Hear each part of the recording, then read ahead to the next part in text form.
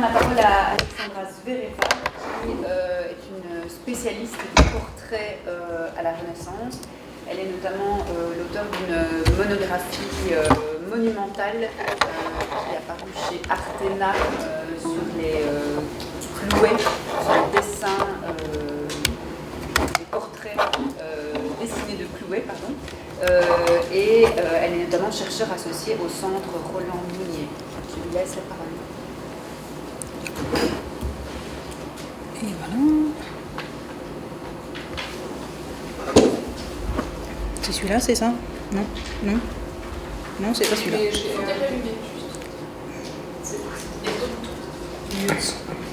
Là, c'est bon? Ok.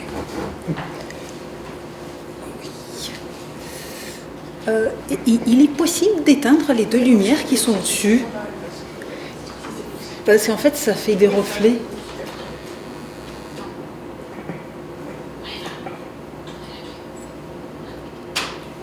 C'est mieux, non?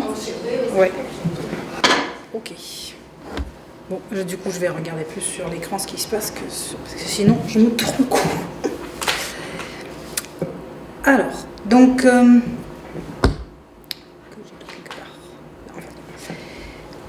cette communication, elle est née d'une sorte d'interrogation qui, vous allez voir, finalement, est tout à fait légitime et qui rend compte, en fait, de plusieurs réalités et d'une approche traditionnelle d'histoire de l'art qui, parfois, crée des sortes de tensions ou des sortes d'incompatibilité, presque, sans forcément le vouloir. Alors, de quoi je parle? Parce que là, c'est assez sibyllin ce que je dis. Je parle notamment de tout ce qui touche à l'attribution. Et là, l'histoire de l'art a tendance à se diviser en deux courants, en quelque sorte. L'un qui se fonde principalement sur les documents, l'autre qui se fonde principalement sur les œuvres. Et c'est assez difficile de concilier les deux. Et ces tensions qui peuvent apparaître entre ces deux différentes approches sont assez révélatrices de la complexité de la science qu'on exerce, de la complexité de l'histoire de l'art en règle générale, et de cette question d'attribution, notamment qui en est souvent le cœur, en tout cas en ce qui concerne l'histoire de l'art moderne. Donc on va parler d'un artiste et dont le nom dit peut-être quelque chose à quelqu'un, mais le prénom encore moins. Étienne Dumonstier, qui est un artiste pratiquement effacé, en fait, de l'histoire de l'art, et notamment de l'histoire de l'art de la Renaissance. Lorsqu'on pense aux portraitistes de la Renaissance française, on a bien évidemment les Clouet, Jean Clouet, François Clouet, ensuite Corneille de Lion, Corneille de Laet, dit Corneille de Lion, bon bref, ça a marché. Et passé 1570, parce que les deux disparaissent en 1572-1574, ça devient un flou artistique, d'où ressort la personnalité de François Quesnel, qui a réussi comme ça à s'installer dans l'imaginaire, dans la mémoire.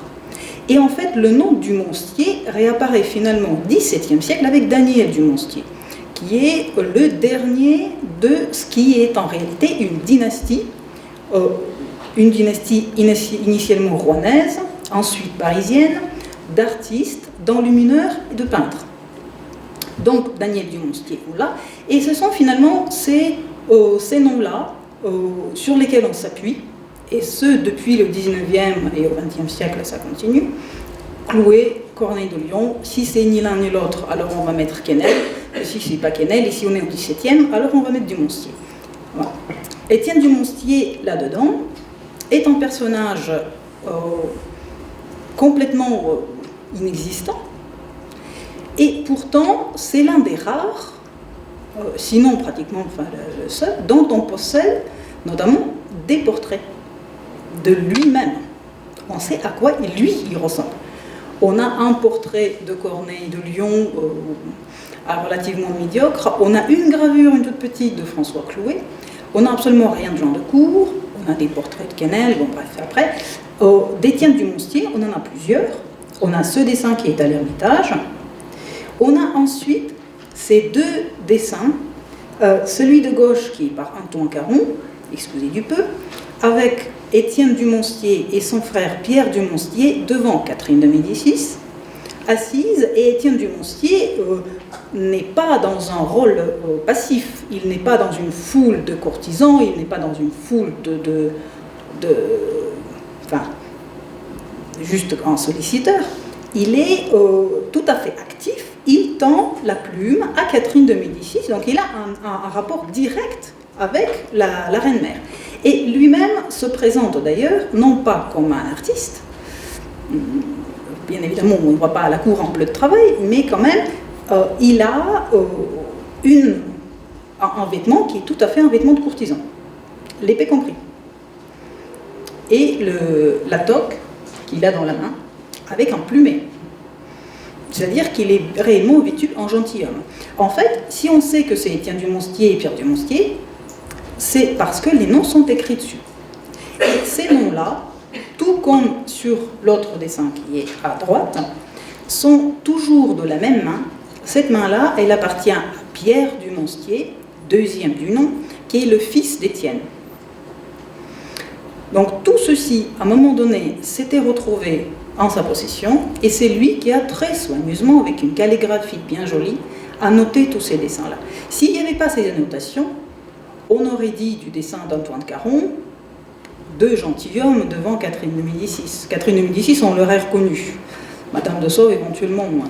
Mais les deux personnages auraient été gentilshommes, voire peut-être, pourquoi pas, Charles IX devant Catherine de Médicis. Vous voyez, on aurait pu aller finalement très très loin, mais on a ces deux noms. Et là, en plus, on est dans quelque chose qui dépasse un petit peu le cadre, finalement, relativement étroit, croit-on, du portrait en France, avec notamment des renvois assumés vers les portraits italiens, vers des traditions étrangères. Ce dessin-là, qui représente donc Étienne du Monstier avec son frère, Étienne s'appuie sur un tableau qui n'est pas précisé, malheureusement il est blanc. Le format, certes, ne se prête pas à un portrait. C'est assez petit, assez carré. Qu'est-ce qu'il y avait dedans ? On ne sait pas, mais on imagine quand même plutôt un portrait qu'autre chose. Et le dessin est mis au carreau donc pour un changement de dimension. Alors probablement pour en tirer un tableau. Si on l'attribue à Pierre du Monstier, c'est parce que Pierre nous regarde nous. Et il a ce regard qu'a l'artiste qui se regarde dans un miroir. Ça ressemble beaucoup à un autoportrait. Tandis qu'Étienne a un regard nettement sur le côté, donc ces dessins-là ne sont pas datés. Et on en a deux autres encore. Vous voyez, on a toute une iconographie d'Étienne du Monstier, où là il est un petit peu plus âgé. Et on a également ce dessin-là, où il nous fait face, aussi mis au carreau. Donc ça commence à en faire beaucoup pour un artiste qui dont le nom ne dit plus rien à personne. Donc il faut d'abord évacuer deux personnages. Le premier, c'est Jean de Cour, qui, pareil aussi, a réussi à passer entre les mains du filet, qui est pourtant le successeur auprès du roi de France de François Clouet, et qui, en fait, a un style très particulier, notamment dans les dessins. Ces dessins sont reconnaissables entre mille, on ne peut jamais les confondre avec aucune autre main. Et c'est un artiste sur lequel beaucoup de choses encore restent à faire, mais dont le profil est assez facile à cerner finalement. Il a travaillé pour Marie Stuart, il a travaillé en collaboration étroite avec François Clouet, il lui a succédé. Il a travaillé pour Charles IX, il a travaillé pour Catherine de Médicis, un petit peu moins, pour Henri III également.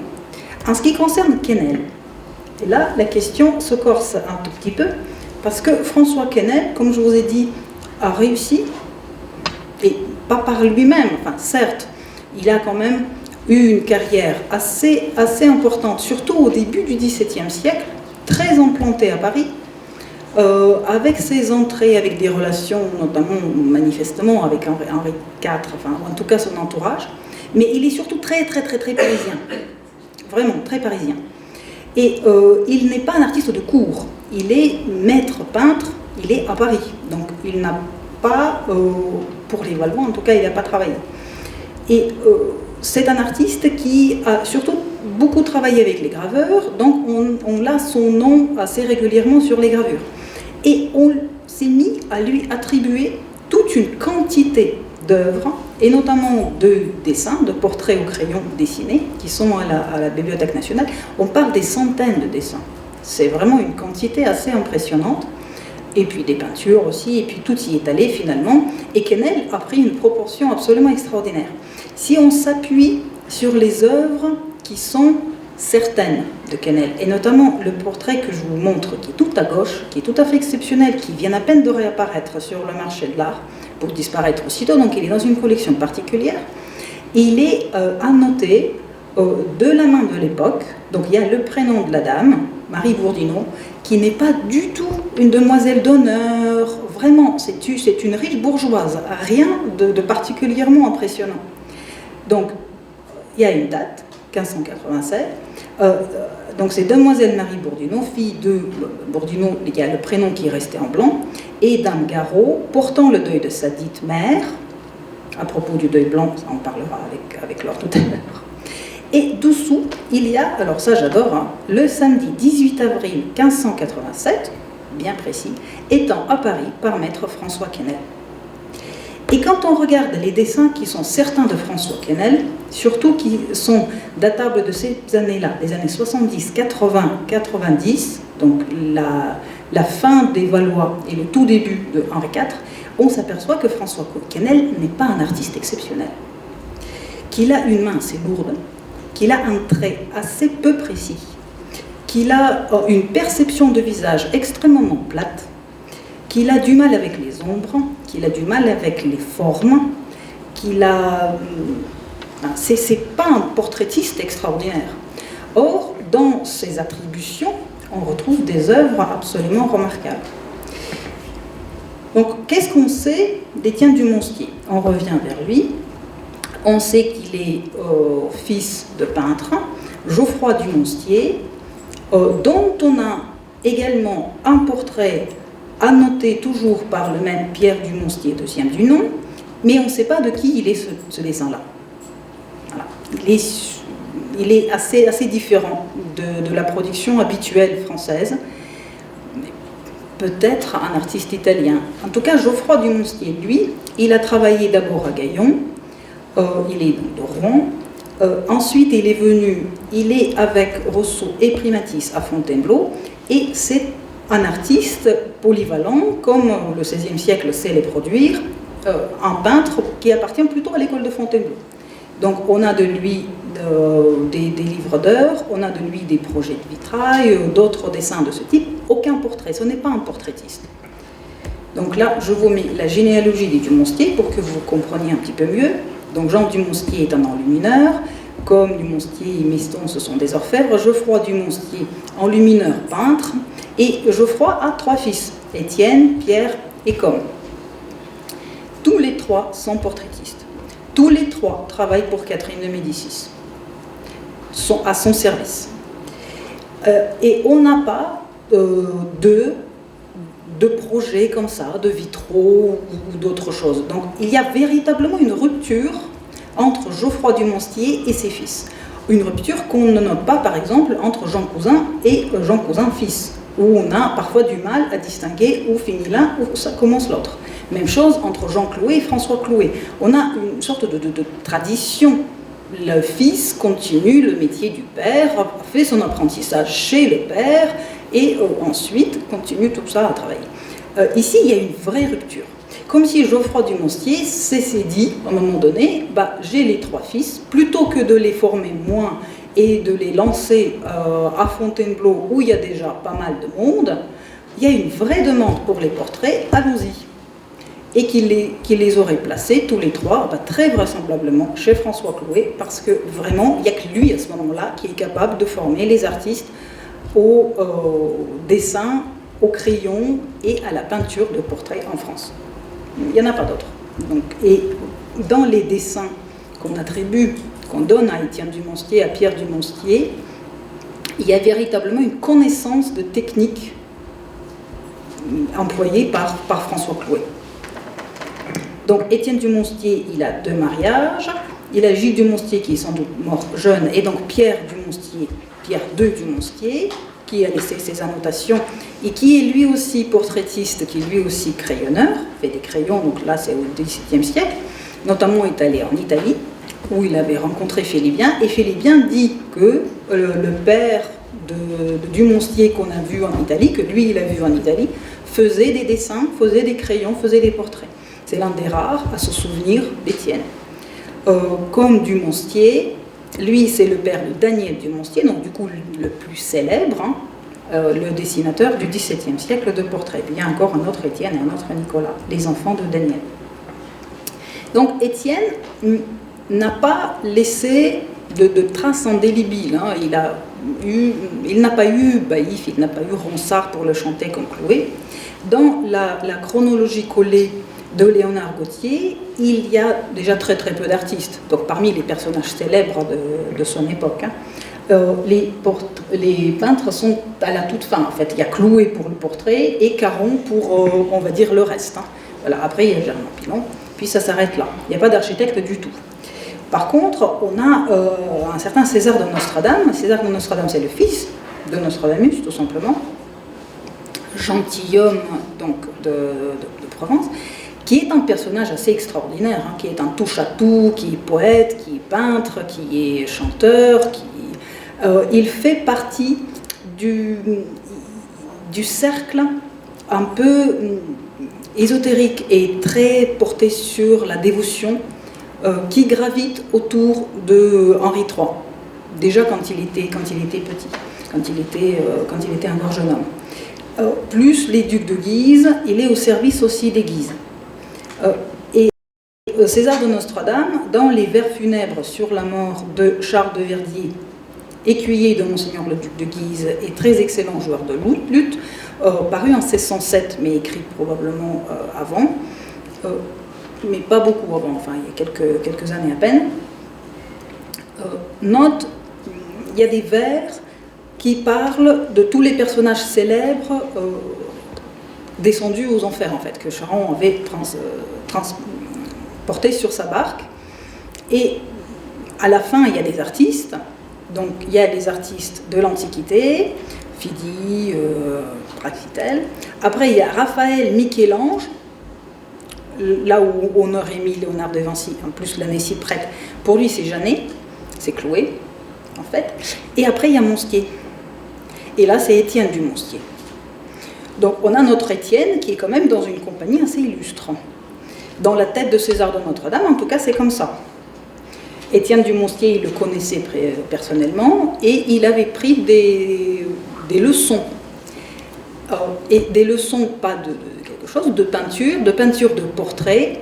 Et César de Notre-Dame, dans ses lettres, dit que la peinture de portrait est la seule... C'est un exercice qui est tout à fait convenable pour un gentilhomme. Donc, il a pris ses leçons non pas seulement pour plaisir personnel, mais également parce que c'est quelque chose qui est valorisant pour un gentilhomme.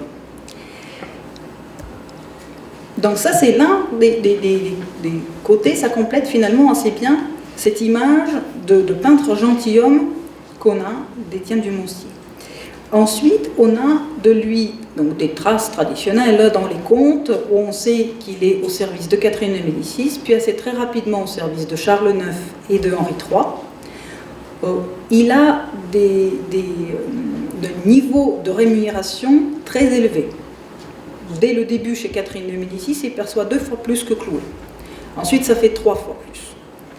Et en plus de ça, il a des dons personnels et des rentes, dont une de 1330 livres, ce qui est une somme considérable.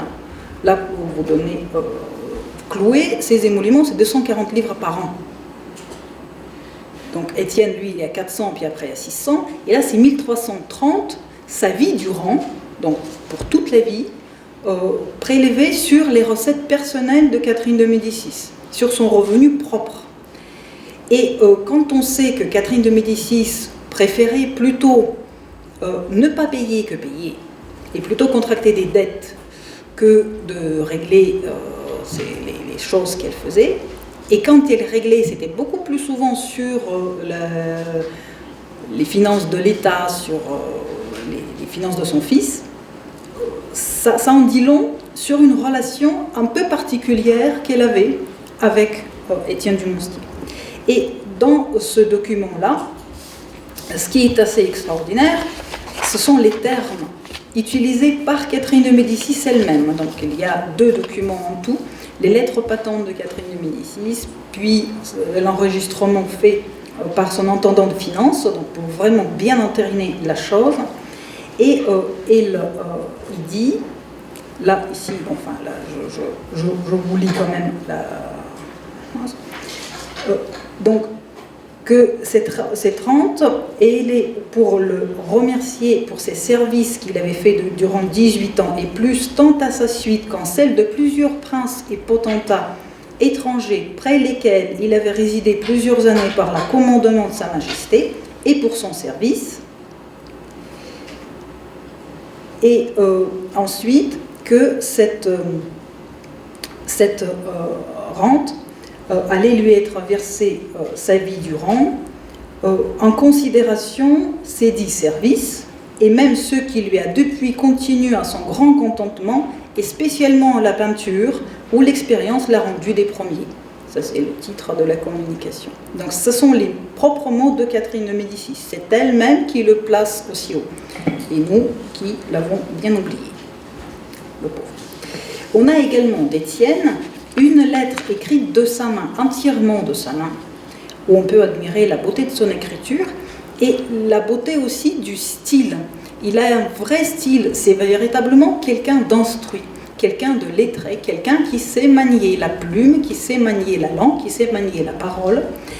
C'est son unique œuvre signée, on va dire du coup, qui est une lettre envoyée à Nicolas Brulard de Sillery en cours, donc, qui est secrétaire d'État, qui s'occupe notamment de tout ce qui est relations étrangères. Elle est partie de Vienne, où à ce moment-là, Étienne du Monstier réside avec son frère, et il dit que nos affaires ici sont terminées, on n'a plus rien à faire là, les services qu'on devait faire, on les a finis. La reine-mère nous a promis une somme d'argent pour revenir, on ne voit rien venir. Pourrez-vous, s'il vous plaît, lui rappeler qu'on est ici coincé loin de tout, et de ses propres mots, tirez-nous hors d'ici. Donc faites-nous revenir, parce qu'on sera beaucoup plus utile en France qu'ailleurs. Cette même écriture, exactement la même, très jolie, hein, on voit de quoi le Pierre II tient aussi, on la retrouve sur ce dessin-là, qui est conservé à la Bibliothèque nationale de France. Et par contre, j'ai un problème où vous n'allez pas voir plus près, bon, c'est pas grave. Petites inscriptions qui sont là sur le côté, en haut, et puis au niveau plus bas. En haut, ça dit les cheveux châtains obscurs, et plus bas, la lèvre fort rouge. Donc ce sont des indications de couleur qu'il utilise pour lui rappeler comment il doit le faire. Il y a également une autre inscription ici en bas par le fils, donc par Pierre II du Monstier. Ce portrait n'a point été achevé. Donc c'est une œuvre inachevée et qui finalement pose beaucoup plus de questions qu'elle en résout. On aimerait beaucoup se baser là-dessus pour reconstituer l'ensemble de l'œuvre d'Étienne du Monstier. Youpi, on a son œuvre. Alors, premièrement, inachevé. D'accord ? À quoi ressemblent les dessins achevés ? Deuxièmement, mise au carreau pour transfert, ce qui n'est pas une pratique habituelle des dessinateurs comme Chloé, et c'est le seul dessin, le seul portrait qu'on a mis au carreau. On a les portraits mis au carreau d'Étienne lui-même, hein. Donc, mais ce sont les seuls. Alors, dans quel cadre il a fallu mettre au carreau ce dessin ? Mais n'empêche qu'on a quand même un personnage très important, qui est le frère du duc de Guise. Et donc ça inscrit bien aussi Étienne à la cour, au niveau relativement haut, et éventuellement proche des Lorraine. Alors on a un portrait à Versailles, au château de Versailles, comme ça. Est-ce que c'est par Étienne ou est-ce que c'est plutôt d'après? Ça, il faut vraiment bien l'étudier et bien le restaurer. Donc là, il y a encore du boulot. On a également cette autre version qui est de Thomas Deleu et qui manifestement provient de la même iconographie. Alors, est-ce qu'il y avait quelque chose d'autre? Ensuite, on a ce portrait-là de Henri III, qui est un portrait extrêmement important, qui est un portrait qui établit toute une iconographie royale. C'est un tournant dans l'iconographie d'Henri III. C'est le moment de la fondation de l'ordre du Saint-Esprit, où il se recrée une image très différente en noir, avec cette toque, comme on l'imagine maintenant. Et Henri III, à cette époque-là, a Jean de Cour qui travaille pour lui. Or, ce dessin-là n'est pas de Jean de Cour. Je vous ai dit qu'il était très facile à distinguer les dessins de Jean de Cour des autres dessins. C'est plutôt Étienne du Monstier qu'il faut y voir. C'est un dessin assez extraordinaire, il est complètement monochrome, il n'y a pas de sanguine. Et donc, probablement, c'est Étienne qui s'occupe de cette nouvelle iconographie de Henri III. C'est dire aussi le degré de confiance. Donc, on a un autre portrait de Henri III. On a ce dessin-là aussi d'un homme inconnu, qui sont typiquement les œuvres qui sont attribuées à Quesnel. Je vous ai montré des vrais Quesnel. Vous pensez que c'est le même artiste qui fait des choses si plates et qui fait ça. Enfin, c'est juste inconcevable. On a également des dessins qui manifestement subsistent de ces voyages. On a un dessin, je suis désolée, qui est tout à gauche, voilà, la photo est affreuse, mais je n'ai pas de meilleur, qui est dans une collection particulière et qui est annoté au verso. Don Carlos, le prince d'Espagne, part du Monstier l'an 1564. Or, justement, en 1565, on a dans les contes des rois d'Espagne une phrase en paiement d'une somme pour retourner en France à un peintre, Esteban de Humotre, qui est donc Esteban du Monstier.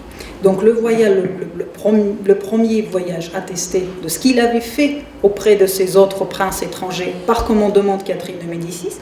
Et 64-65 est un moment important, c'est le moment du Grand Tour, c'est le moment de la rencontre entre Charles IX et Élisabeth de France, reine d'Espagne, à Bayonne, le moment aussi où il y a des tractations de mariage possibles, entre notamment Don Carlos, qui est là, et Marguerite de France, qui finalement épousera le futur Henri IV. Du voyage de 1570, dont il en a la lettre, à Vienne, on a également toute une série des portraits de Habsbourg, qui ont été très méchamment donnés à un anonyme allemand, tout simplement sous prétexte que ce sont des visages allemands. Donc ce sont des Habsbourg. Donc allons-y, tout ça, on le donne à un anonyme allemand. Mais on a cet artiste-là, Étienne du Monstier, qui est à Vienne en 1570. Les dates correspondent parfaitement. Et on a même l'empereur lui-même. Et alors là, il faudrait peut-être s'interroger sur ce tableau-là qui est à Vienne, au Kunsthistorisches Museum, qui est le portrait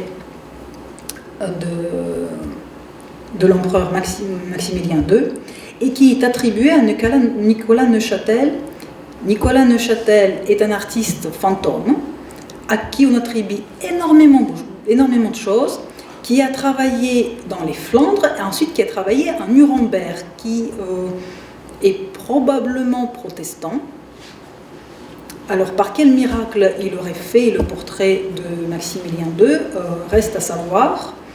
Comme il est mort en 1567, c'est pour ça aussi qu'on date ce portrait-là de Maximilien de 1566. Or, Maximilien, lui, il est né en 1526. Donc, il aurait eu ici, en 66, 40 ans. Bon, on vieillit vite, mais enfin, est-ce qu'on ne pourrait pas le dater un petit peu plus tard, oublier Neuchâtel et peut-être imaginer ce qui est tout à fait possible et ce qui est tout à fait probable et ce qui est même exactement la mission qu'on donne aux artistes à cette époque-là, aux portraitistes, quand il va dans une cour, il amène les portraits d'une autre cour et il représente les personnages de la cour, là où il vient d'arriver. Donc c'est tout à fait normal qu'Étienne du Moncier serait parti de France avec les portraits de Charles IX et de la famille française, de la famille des Valois, arriver à Vienne et représenter les membres de la famille de Habsbourg, y compris l'empereur, on a aussi l'impératrice, et non seulement en dessin, mais également en peinture. Parce que ça, c'est une autre question aussi, et je n'ai pas encore parlé, mais le personnage qui est responsable un petit peu de tout cet imbroglio et de la personnalité omniprésente de Quesnel, c'est Louis Digné, qui, au début du XXe siècle, a voulu, d'où cette digression sur l'histoire de l'art et les attributions, tout attribuer. Et tout attribuer en partant uniquement de son œil. Donc, il a dit, je vois les choses. Donc, il a créé le 3e copiste de 4e élève, ça, c'est pas grave. Mais c'est lui qui a créé ce corpus extraordinaire à François Quesnel. Et pour lui, Étienne du Moncier, il lui en donne 9 dessins, en tout, de qualité extrêmement inégale et qui ne constituent pas du tout un ensemble cohérent, rien. Voilà, il y a Jean Decour qui en avait pris aussi, mais le pauvre Étienne du Moncier s'est retrouvé vraiment avec rien du tout. Pour une carrière qui serait commencée vers 1565 au service de Catherine de Médicis et qui perdurait, y compris sous le règne de Henri IV. Donc sur plusieurs dizaines d'années, 9 dessins. Ça fait vraiment pas beaucoup.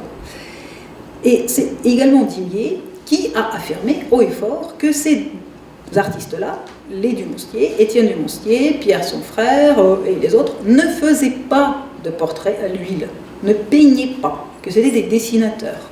Pour lui, c'était clair et net. Bon, j'avoue que pour moi, c'est beaucoup moins clair et que je vois vraiment très très mal comment un artiste peut juste dessiner. Et surtout, comment ça se fait que ces dessins-là, finalement, on les retrouve dans les mêmes endroits aujourd'hui. On en retrouve une grande quantité à la Bibliothèque nationale. Et notamment avec ces annotations du fils.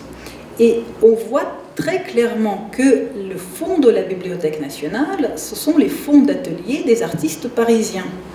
Donc ce ne sont pas des choses qui ont été données à des commanditaires, ce ne sont pas des œuvres finies, ce sont bel et bien des esquisses. Des esquisses, pourquoi ? Pour les tableaux. Et dans ce corpus, on a quand même pas mal de dessins comme ça, de très très haute volée, hein, vraiment de belle qualité.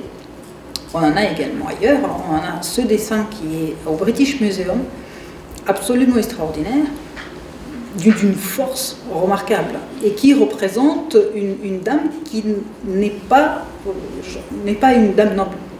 Donc peut-être tout simplement quelqu'un de la famille de Moncier, peut-être son épouse. On a la preuve également de la circulation de ces tableaux dans les galeries de portraits, notamment à Beauregard, où on retrouve un certain nombre de personnages. Et là, ce sont manifestement des tableaux qui ont circulé, pas les dessins, et encore moins les gravures. Tout n'a pas été gravé. Donc, pour revenir encore les dames, et cette manière-là se reconnaît dans les portraits de personnages de cour, de personnages de la plus haute importance.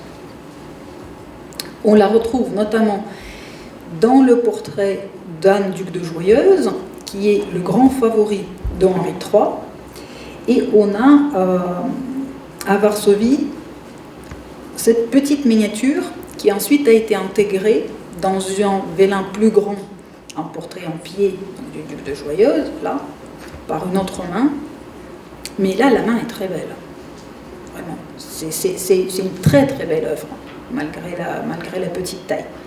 Mais son intégration dans ce portrait-là en pied fait poser d'autres questions. On continue avec les tableaux, cette fois-ci. Ça, c'est le soi-disant gentilhomme inconnu de la Royal Collection. Le soi-disant gentilhomme inconnu est en réalité François d'Alençon. Et on est, vu le visage, très exactement en 1581, le moment où François d'Alençon est allé en Angleterre, à Londres. Or, il n'est pas allé tout seul, il est allé avec toute une ambassade, un grand nombre de personnages autour de lui, et aussi un peintre. Un peintre qui n'est pas son peintre à lui, mais qui est le peintre qui a été envoyé par Catherine de Médicis. Et un peintre manifestement suffisamment bien intégré dans tous ces cercles de la cour pour avoir été admis dès la première ambassade, dès la première présentation de la délégation française, en audience auprès de la reine, à qui la reine a adressé la parole, et ça on sait qu'il lui a parlé, et elle lui avait dit vous allez devoir faire mon portrait. Donc c'est pour ça que le peintre français est là dans la délégation, pour représenter la reine d'Angleterre. Alors vous allez devoir me représenter avec un voile sur le visage, sinon personne ne croirait que je suis aussi âgée. Elle avait 48 ans. Enfin, c'est une conception un peu de l'époque de l'âge de la dame. On n'a malheureusement pas la réponse du peintre. On ne sait pas comment il a répondu. On n'a pas le nom du peintre. Mais alors, le seul vraiment disponible, et le seul qui a cette capacité manifestement à aller auprès des étrangers et à avoir une langue, une culture suffisante, est Étienne du Monstier. Et en fait, c'est étrangement tout finit par se mettre ensemble. On a ce grand portrait en pied de François, duc d'Anjou, le deuxième qui est en buste, et on a ce grand portrait en pied qui est très ressemblant à l'autre, sauf que le précédent est sombre. Il n'a pas été restauré depuis très très longtemps. Oh ben là, les pauvres, vous voyez vraiment rien. Il est sombre déjà par nature et il est agrandi de chaque côté. Celui-ci est dans une collection particulière, du coup il a une meilleure fortune, il n'est pas agrandi et il est restauré. Donc vous voyez à quoi il ressemble en vrai. Et représente là un personnage de l'entourage proche du duc d'Anjou, qui faisait justement partie du voyage. Et là, pour moi, c'est Étienne. Pour moi, c'est ça sa main. Et donc, il n'est pas seulement dessinateur, il est peintre aussi. Et il est très très bon peintre. Parce que là, ce visage-là, il est vraiment... Il y a un vrai métier, il y a un vrai travail, il y a un vrai talent. Donc, on en a d'autres portraits comme ça, de la même époque, qui n'ont pas de nom, qui n'ont pas d'attribution, ou qui ont des attributions, comme je vous ai dit, tiroirs, du genre François Quesnel, et où, probablement et vraisemblablement, se cache justement une bonne partie du corpus d'Étienne du Monstier. Et donc, tout ça, pourquoi ? Il a cette inscription dans la cour. Il est courtisan, il est proche, manifestement d'Henri III, manifestement du duc d'Anjou. Pour être proche d'eux, il fallait le faire. Très proche de Catherine de Médicis. Ce portrait-là de Catherine de Médicis âgée est probablement aussi finalement de sa main plutôt que de Pierre. La question de Pierre du Monstier, elle est à poser aussi. Parce que, est-ce qu'ils ont eu une association très étroite comme les frères Beaubrun, ou est-ce qu'ils ont eu une carrière parallèle mais quand même séparée ? Moi, j'ai plutôt l'impression que Pierre est vraiment en dessous d'Étienne, et plus le second, et plus... c'est une production à quatre mains, mais avec Étienne quand même qui est nettement moteur et nettement le plus important des deux. Et Catherine de Médicis, il a sa collection de dessins, sa collection de portraits, certes, mais l'hôtel de la Reine qu'elle achète et qu'elle commence à retransformer à partir de 1572, François Clouet est mort, c'était la même année. Donc l'aménagement de l'hôtel de la Reine se fait surtout dans les années 70, dans les années 80. Et c'est Étienne du Monstier qui est là à ce moment-là à côté d'elle. Et c'est Étienne du Monstier avec tous ses tableaux, je finis, en pied et tout. C'est lui véritablement qui est le mieux placé pour fournir cet hôtel en portrait. Et dans cet hôtel, chaque pièce est une galerie de portraits plus ou moins miniatures, parce que ce sont des pièces assez vastes. Donc, dans ces galeries, dans ces portraits, il y a la famille française, les courtisans et les membres de la cour de France, mais également tous ces étrangers, tous ces princes étrangers, auprès de qui, finalement, Étienne du Monstier est allé. Donc, là, ces tableaux-là, qui pour le moment n'ont pas de nom, mais est-ce que ce ne serait pas aussi c'est Étienne Dumoncier qui l'a fait. Et le fait que dans ces tableaux, il y a aussi des influences étrangères, lui qui a voyagé, encore une fois, est le mieux placé pour justement les véhiculer. Voilà.